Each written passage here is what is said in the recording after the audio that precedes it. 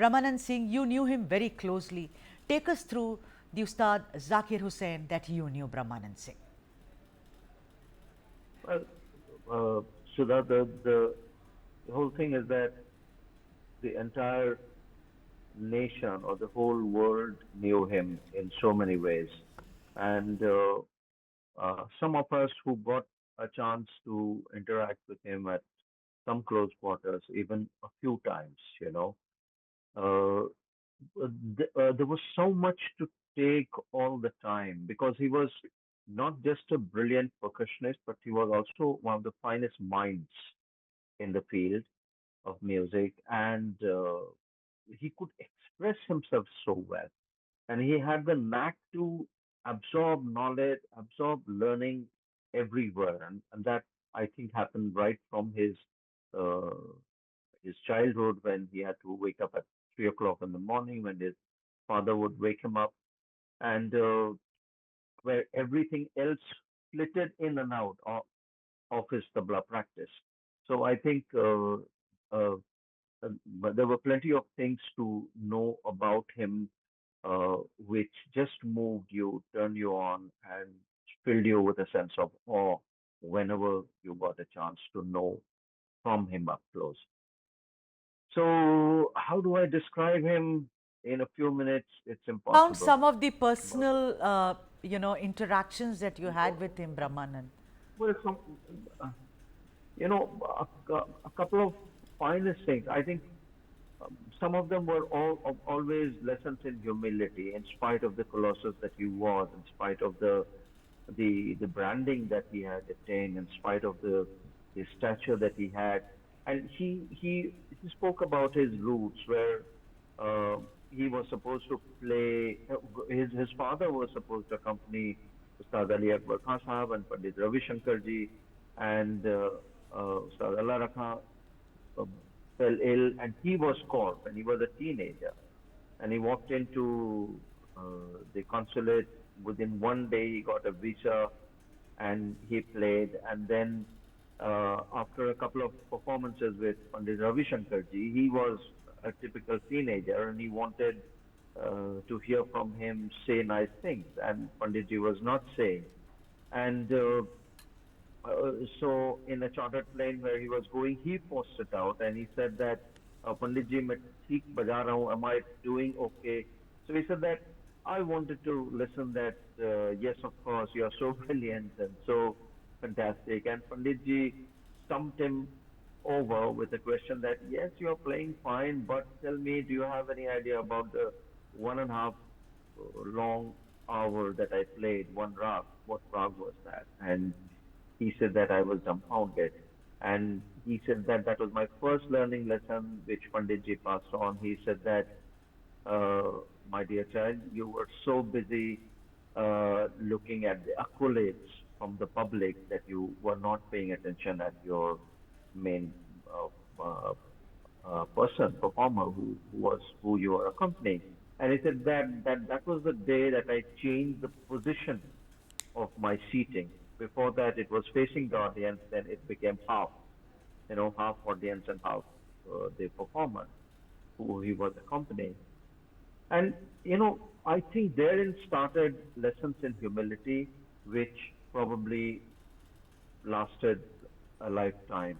Everything, the kind of passion that he had from an early childhood, the way he explained so many times, to go after wherever there was learning available, whether it was folk music, it was minstrels, in melas. He always had something or the other to pick and then experiment. And I'm not at all surprised the kind of heights that he achieved because he was a constantly alive mind, experimenting. Well, in that sense, the whole family is that way. So is his brother Tawfiq, who's an amazing experimentalist. But like Zakir Bhai was an amazing uh, mind, always at work, trying this, trying out, and I think that was one. The other was his his his faith and his belief, which was so widespread that he had said that he had forgotten whether he was following Islam or Christianity. or Hindu philosophy or anything like that. So I think the philosophy that he maintained was music, which started from the time that his Abbajan had uttered in his ears the the the tablika bowl instead of any religious mantras, so to say. So I think those No. are the kind of things that Yeah. remains, and he never let success get into his head. I think that was an amazing. It's not very easy. The kind of accolades that he always got, the kind of following that he had, people were crazy about him. People were ready to applaud him for anything brilliant that he would.